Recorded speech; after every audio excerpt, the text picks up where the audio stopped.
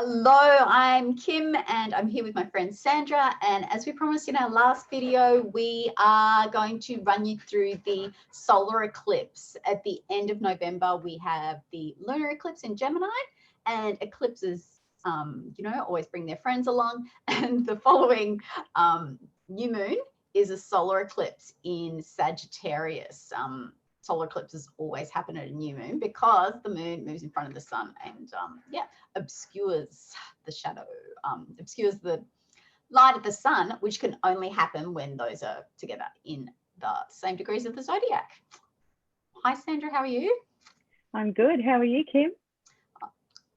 You know how I am. I do know how you are. Smile and carry on. Still smiling, smile and nod and carry on. Indeed. Eclipse time is a weird time. As we're recording this, we are a couple of days out from the lunar eclipse. So, you still get that heightened vibe of the full moon. So that is kind of building in intensity.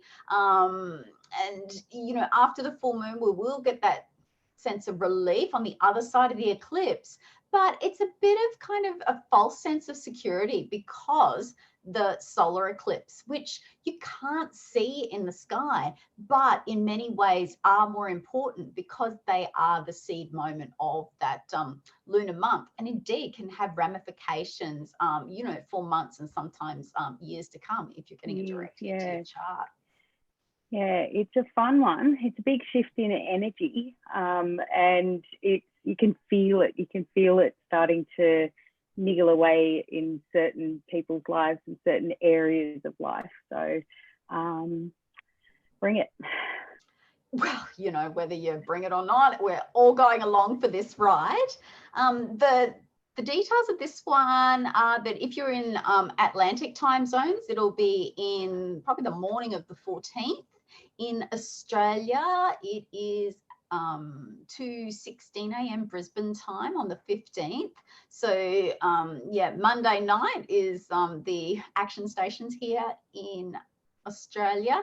And the nuts and bolts of it are that it's in it's in Sagittarius at 23 degrees. It's conjunct Mercury and conjunct the South Node. So it's got that flavor of release. We're releasing the themes of Sagittarius, and with Mercury there, I think it's a lot about the stories, the narratives that we run in our head. And Sagittarius can sometimes mix up the facts with the beliefs, and very polite. Mercury in Sag is very comfortable and can often be a big talker, not necessarily following through on the big talk. And it's really interesting, as I mentioned in our pre-show chat, that Mercury will be involved in the lunar eclipse, and it's also going to be involved in this one through a conjunction. So I really get that feeling that you should careful what you say and careful how you're saying it will be really important right now. It might blow up. Yeah, Sagittarius does have that reputation for foot in mouth, especially so when Mercury, who is really it's a detailed planet. It's about the facts. He gets a bit lost in that Sagittarius environment that's wild and expansive and full of possibilities. Also, too, with the South Node there's stuff dripping through. There's little kind of tidbits that, do you need to catch those, or can you just let it slide through to the keeper? It's, the information that comes your way might not necessarily be useful. Yeah, and the information you give might not be useful either. This Mercury is exactly trine Mars in Aries. So there's a lot of fire around. Mars in Aries is really at home there. Mercury in Sag, not so. So the feeling that I'm picking up there is it's a think first, think later kind of energy. You just go and do it, and then the consequences come dripping on in through that South Node. And you can't outrun fire. So the best thing to do here, if you find yourself in that situation, will probably be to hose it down. Just be aware. You can put preventative measures in place, but if you get caught up in the storm, just hose it down a bit. I don't know if hosing it down is going to be possible. That Mars in Aries has, you know, he's still not at that pace that he wants to be moving at after the retrograde. And like, you know, we're all so keen to get up and get going and move forward. And like Mercury sees like this chance, this opportunity, and Sag likes to roll the dice. Mars is certainly not risk averse. I think some people are just not going to be able to resist it, despite being well aware of how it could get out of control and those leaky consequences. What do they say? Any change is good change kind of thing. I feel I've had so many people ask, is Mars moving yet? And it's like, well, yeah, kind of, but not in a Mars way yet. So, yeah, I actually have a few people who I'm very close to who I can just tell are just going to go, you know what, F it, I'm going for it. And damn the consequences. Yeah, it's definitely got a bit, to hell with it, I'm doing this anyway. Yeah. Well, at your own risk, people, at your own risk. And with that, you know, as you were talking about the Mercury and Sagittarius there, that twinge of Neptune that's still very active, stationing there, these facts are dodgy. Yeah. It's going to be really hard to rein in that big picture energy with all of the fieriness. And then when you add like old Neptune still there, square in the nodes, like making things elusive. So, you know, like it will be really hard to get the facts right now.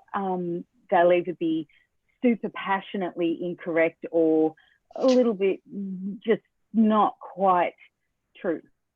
Yeah, it's an interesting. Straight up, yeah, somebody's just yanking your chain and yeah, basically giving you a bum steer, and that impulsivity kind of makes you want to go, well, you know what, I'm going to run with this anyway. This is what I know. I'm going to take a punt. Let's just go for it. Yeah. And it is a bit of a roll of the dice. Like that could go your way. Yeah, well, it's always hit and miss with eclipses, isn't it? They are so erratic. And like you can have them come and go and you're like, oh, that was, you know, interesting. But then when they are actually about to hit you through a point in your chart or through the chart of a beloved, you feel it and you talk about it for years after. Yeah, they really are sort of portals from one way of being to another way of being. And just because the doorway's there doesn't mean you'll leap through. Sometimes you'll just be walking past and get sucked. You know, and that's why it's so good to know your astrology chart, to know what your chances are of getting, you know, sucked through to the next reality. Yeah. It's kind of got that whole freedom or bust energy and which way is it going to go? Yeah.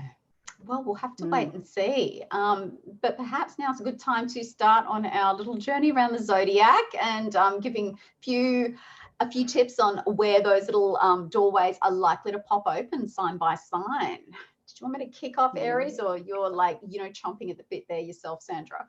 No, my Aries is tamed at the moment. You go for it. Oh, okay. So for Aries, this solar eclipse is taking place in your 9th house. And this area of the chart's all about study, travel, and spirituality. They're the sort of, you know, big 3 keywords that pop into my head for a 9th house. So you're sort of looking for a new escape plan, basically, and fresh adventures. And the eclipse kind of is a clear out moment for the old dreams you had. And I imagine your dreams have changed quite a bit in 2020. Most of what we've looked to achieve has had to undergo some changes. And the eclipse is a reminder that these answers that you're looking for out there can actually be found within yourself, rather than that external world. So, you know, empty out under this solar eclipse and become a receptacle for unknown wisdom to flood in. It's a blank slate and you can write new stories on this. So it's not very Aries-like, but, you know, if you spend a bit of time meditating or spending some time in nature, who knows what will pop into your awareness. Yeah, I'm thinking in nature with a furious naked hike Oh, that with would be just boots on exciting. to get rid of. I feel for Aries at the moment because with all this activity in the ninth house, it's like any chance for, you know, a spontaneous getaway over to Bali for a week is being COVIDed. Like that, it's not happening. And getting an Aries to sit down and actually, I don't know, study and a topic that they're really interested in is like pulling teeth for them with pliers. But it's definitely about doing something different. And even if it's just pop across the border, because I hear that they'll all be open by mid-December. But yeah, if you could stop for a second and listen to what's happening in your busy head, you'll probably find some answers there. Yeah. Interstate is the new international. I know. I went across the border last weekend and it felt surreal. Wonderful. It was wonderful. Lennox Head, it's a beautiful place. Go visit. But so very surreal experience after what we've gone through for the last year. Okay, so enough about me. Taurus. Okay, so this is in your 8th house, Taurus. So it's bringing other people's resources and how they're being used to your attention. The 8th house is a dark house. So it's the old death and taxes kind of feel to what's going on. And with the eclipse kind of right there, you may be feeling a little bit uncomfortable about what's coming up, but you will be glad that it was brought to your attention at this time.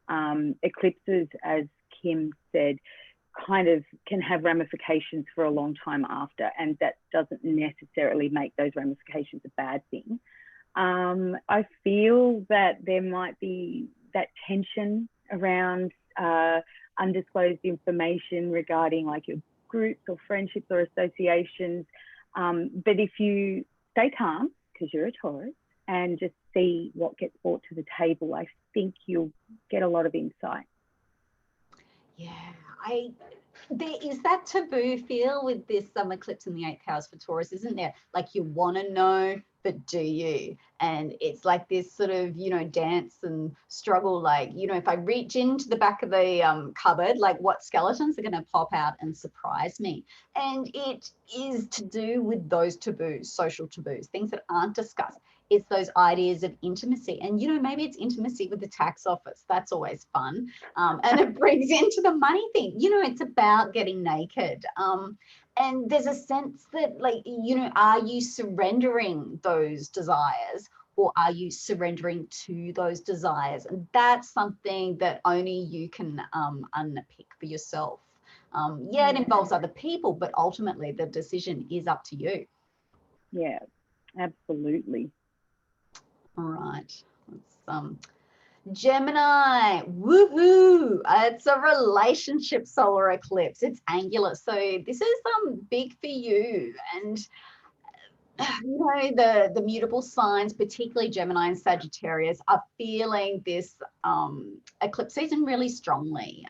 You know, and I speak from personal experience. I'm a Gemini sun, so like, and a Pisces rising, so it's just like bam, bam, bam, all over the place. Bang.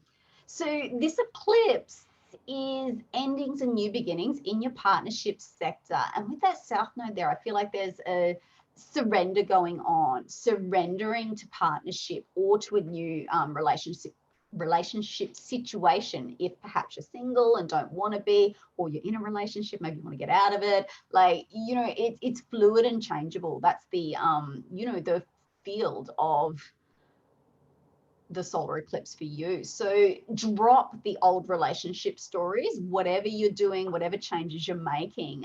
You know, there's no need to make a fuss and fanfare about it. Just, you know, shred it, move on. And then like you've got a fresh relationship cycle ready to unfold for you. Yeah. Whenever you have this type of activity on an angle and it's involving the other, so the seventh house, it's almost like with the fieriness of the South Node there, you've got either a lot of energy or you're being drained of energy, probably by your partner. But yeah, it's about let the fire burn through, get a fresh start, and you will know what you need to do. You just have to stop for a minute and look at what you need to burn off there, which is fun for Geminis because they just don't stop, do they, Kim? No, they don't. No. You know, with that Mercury over there in Sagittarius, so God, there's a lot of talk. Like, you know, and it might not necessarily be being effectively communicated between you and this other person. So like you may just have your wires crossed, like hit reset, see what happens on the other side. Yeah. And Gemini, think so fast. It is hard to keep up with it if you are not on their level 100%. You cannot communicate with a Gemini and do something else at the same time. You just need to be there and go for the ride. It is. It's like talking to two people. It's like being two people at once. Okay, so Cancer. This is in the sixth house for Cancer. So once again, we've got that routines and day-to-day issues and health are kind of all or nothing. It feels like there's either too much happening, too little happening. And I think the thing to be aware of there is when the South Node is in the sixth house, it's really easy to fall into bad habits, even though you know you shouldn't. So use that fiery energy to like, let's use another fire analogy, to burn a path that you are going in that direction and go for it. Just make those plans and yeah, burn some clear time in your weekly schedule for self-care. There's always stuff to do, and for a nurturing sign such as Cancer, you really throw yourself into caring for other people, and that routine has got old, and a solar eclipse here tells you it's time for a restart here. So yeah, you really need to sort out those responsibilities and decide what's yours, what's somebody else, and shake the routine off. You probably need to step away from the routine of work to put those new structures in place and let other people take on some of the responsibility. You can't do it all yourself. You're brilliant, you're but you can't. Yeah, you're telling Cancer, yeah. It's hard for any cardinal sign to relinquish control, but just a couple of pincers, Cancer, just drop it, yeah. It's definitely the mundane activities are becoming mundane kind of feel. Yeah, so good luck. We all need it in eclipse season, don't we? Let's skip over to Leo's. Solar eclipses are super important for Leo because you're, ruled by the sun. So your light, your exuberance is being eclipsed by emotional stuff. Ew. Yeah. And this solar eclipse in the fifth house for Leo suggests to me that there's a need to pull back your creative energies and reevaluate them. Your kids, if you have children, maybe leaving the nest, perhaps it's time to farewell a hobby that you've got too old for, and maybe, you don't want to break that hip. It could feel a bit risky, or like, the responsibilities of that you've taken on have become onerous. Like, what used to be fun, a weekly gathering with friends is now just, oh gosh, I've just got to go because that's what I've always done.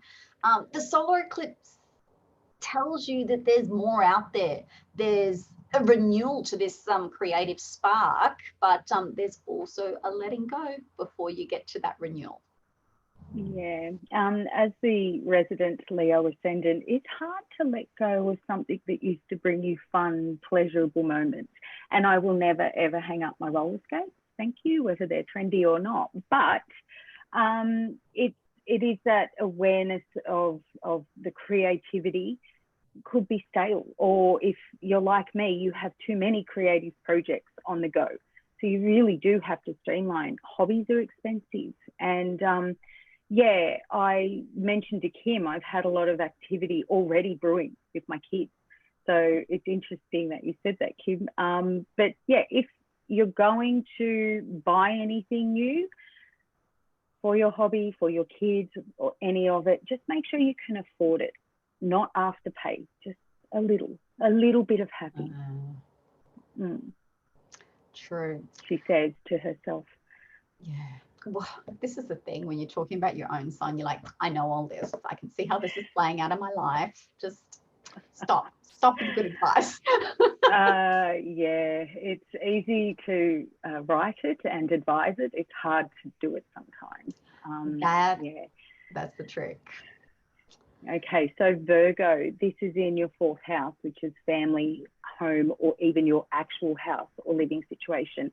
And it could be feeling a little overwhelming right now. So look for new ways to do things in the areas that inspire you rather than focusing on the things that are irritating you, because the Mercury influence is strong here and Virgo is ruled by Mercury. It's kind of a double whammy there. If you give yourself a nice little project, borrow some of the hobby stuff off the local Leo and make it your own. And maybe a little bit of time spent with just one significant person in your life will give you a bit of calm rather than a flurry of activity of many different personalities, which they're usually very good at juggling. So yeah, I get a sense of loss or letting go around like home or a family member, perhaps somebody's moving out, or a piece of who you used to be. Like, and yeah, you know, like I bet Virgo rising really misses someone they used to be from their past, and you know, like give them a little funeral if you have to. But like acknowledge that loss, so then it becomes the fertile soil of the fresh start. And it may just be that you need to like move around your things in your house. You know, change some photos, maybe put a photo up of your ancestors, maybe put something else away. It's a bit kind of tangible and stuffy here. Like, I mean stuffy as in, you know, moving your stuff, your things. Yeah, or just dust the furniture. It does actually give off that ancestral respect vibe, and that's very important to the Virgo risings and Virgos that I know. So yeah, play around with stuff a little. Find some dust before you dust it. Yeah, the dust bunnies. I'm thinking of a particular Virgo rising here. Yeah, so Libra. So communication, siblings, and your local neighbourhoods are on fire, hopefully not literally. So it feels like here that the daily grind is becoming a drag, and you're looking to shake it up. But just be careful with that enthusiasm. You might start lots of little fires that will be particularly hard to put out in the coming weeks or months. And it's interesting times for the 3rd house can represent like rumors and gossip and all of that sort of energy.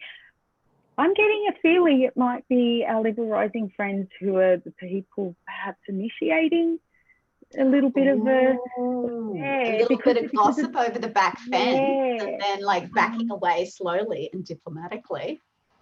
Yeah, absolutely. And if anyone can get themselves out of that mess, that's our Libra rising friends. But it's a fiery south node eclipse that's happening there. So that, I believe, would link back to what we said at the beginning of our chat about people just wanting to shake things up so much that, damn the consequences. Feel like this could be our Libra friends. Oh gosh. Yeah. Well, I'm hoping that our Libra friends will say less and think more, rather than sort of like externalizing everything that you think about, you know, your neighbor, your barista, the, you know, the librarian. Just sort of, you know, think through those local community activities that you're involved with, and perhaps just refresh your relationship to them. And another way is using gossip to uplift people. It doesn't necessarily have to be negative. So if you are having a conversation with somebody, you know, put in a bit of that diplomatic and purifying fire to, you know, like change people's perspectives of that particular individual in your local community, because people are going to talk, and Libra is going to hear it, and yeah, you want to be. They always do. And never mess with a librarian, people. It will come back. Okay, so Scorpio, we've got this eclipse happening in your second house. So it's resources, finances, and your values that are kind of your steely Scorpio glaze is kind of narrowing in on this area of your life. And I have a feeling, because this is a Mars-ruled sign, you're bursting at the seams with enthusiasm to get things going.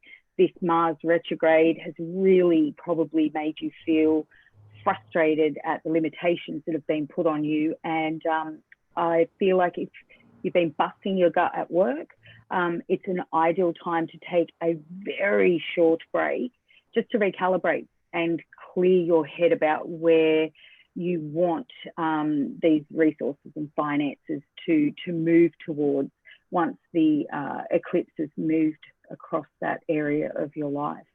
What do you think, Kim?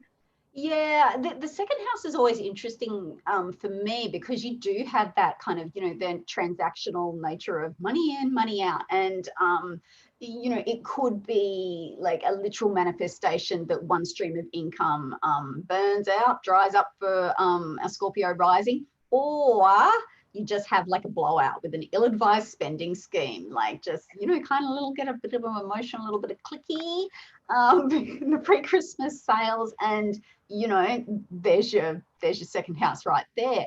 But the second house also describes the values that inform those decisions, as well as your relationship to yourself in the form of self-esteem. So a better use of the solar eclipse for Scorps is that opportunity to check in with personal values and purify that relationship you have and realign those personal values, and then see what you want to go buy or earn and stuff like that. It's so don't just think of it in like, you know, got pennies in your hand. It's also a felt emotional sense of value as well.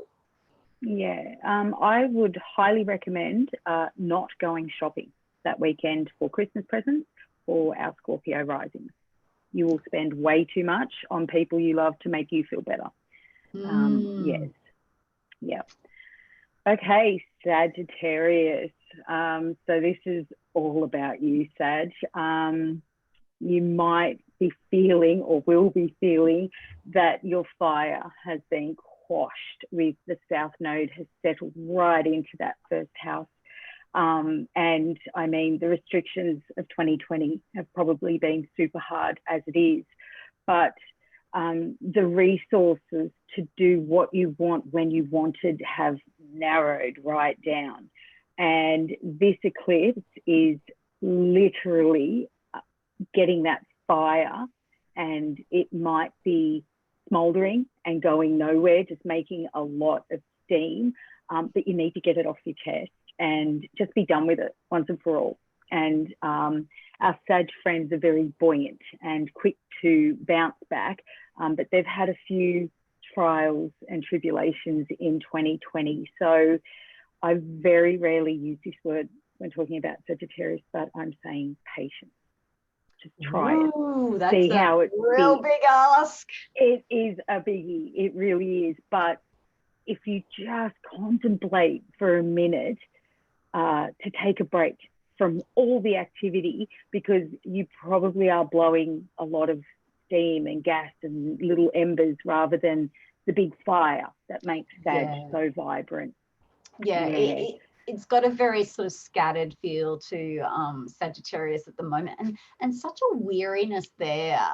You know, I think, you know, solar eclipses sound so exciting, and there's a lot made of the new beginnings, but there's a real ending here. And with Jupiter coming to the end of a tiresome cycle for Jupiter, Jupiter's the ruler of Sagittarius. So, like, you know, just chill. I'm afraid I agree with Sandra. A little bit of patience and not much more. Look, there's big things happening a little bit further on in September that are really going to help you connect back into your motivation, your will, your sense of excitement that you feel has been, you know, kind of stolen from you in a way.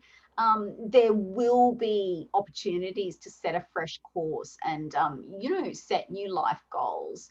So to get there, though, you kind of have to like let go of your ego about who you think you are or like thought you were, and, you know, just like align a little bit more with the flow of the universe. Like, yes, on one level it is all about you, but you exist in this world with a lot of other people who also think it's about them.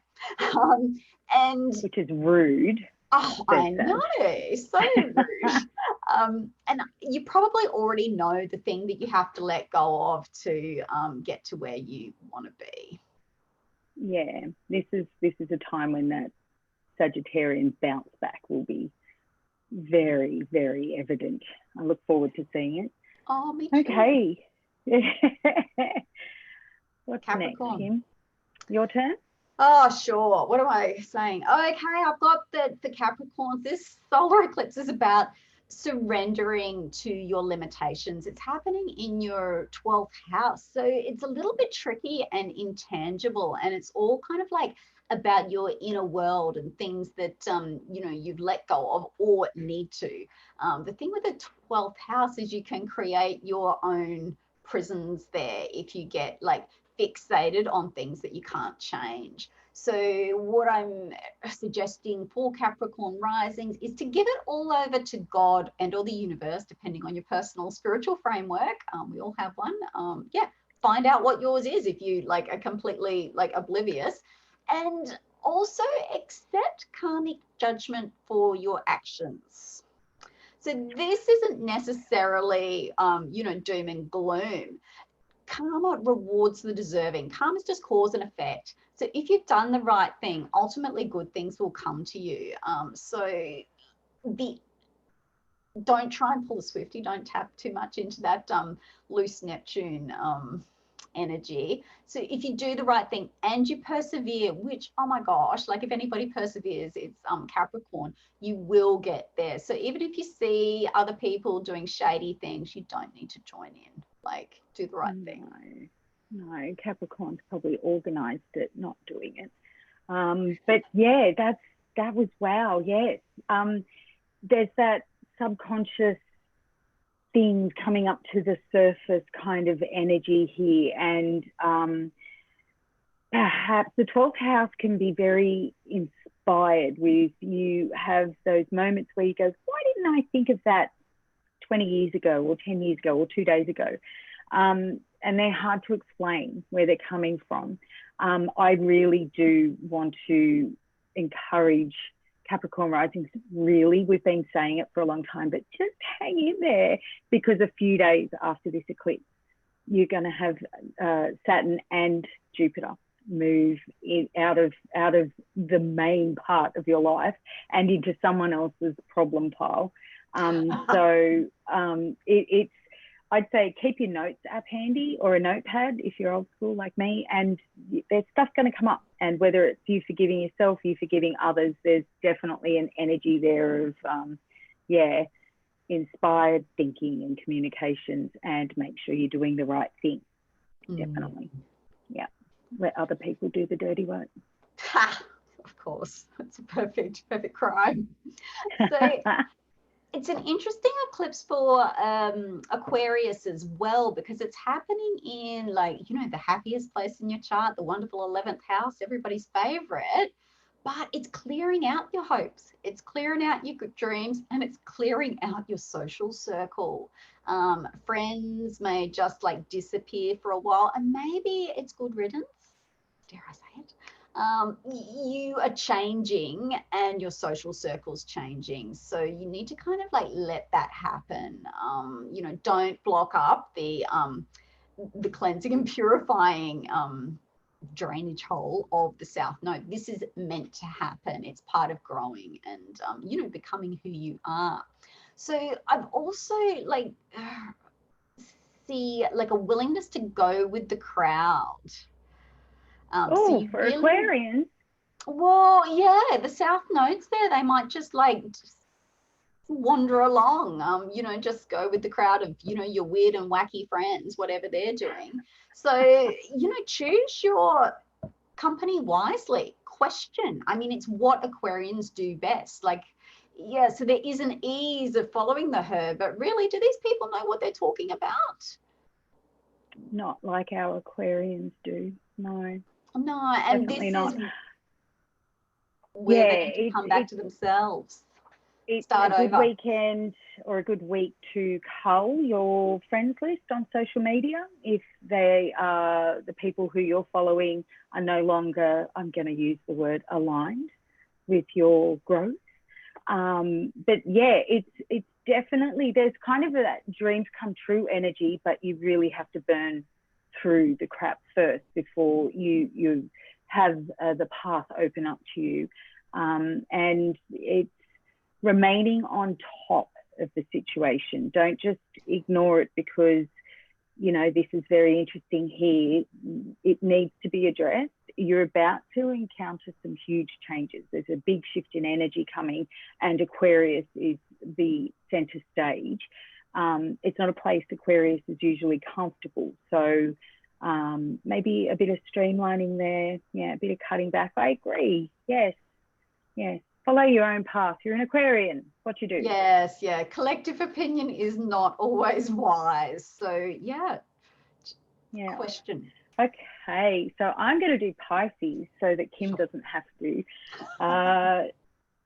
So this is in the 10th house. It is lit again. And I feel like there are tangible signs of growth and potential around your career and status, but it's also really important that you don't burn out by taking on too many roles or putting on too many fabulously stylish hats.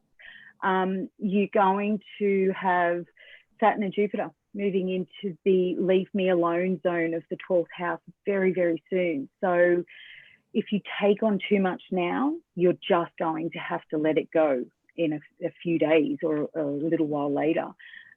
You're probably feeling knackered, like the energy is just oozing out of you and you are like a candle bit lit at both ends at the moment. It's definitely about paying attention to what's coming up right now and use it, don't abuse it. You can do everything. You're amazing at multitasking. Doesn't mean you need to. Show it. Yeah, I'm Pisces rising. That's my excuse for not wanting to do this one too much. There are important questions coming up about your career aspirations and what you want to do with it. As Sandra mentioned, you can't do it all. And you know, that Neptune there in Pisces is just like, yeah, there is a sense of overwhelm.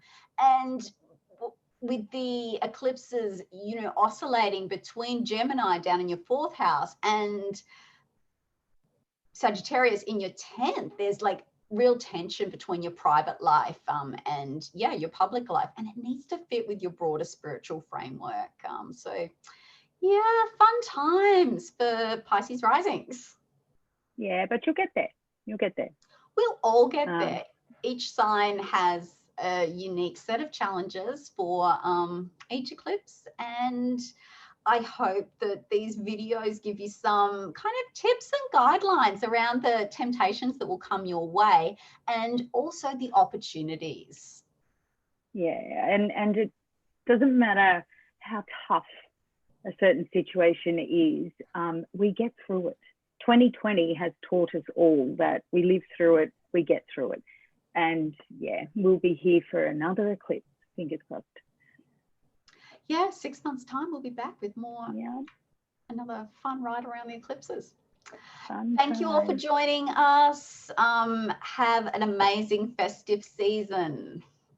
Be safe and stay safe. Bye.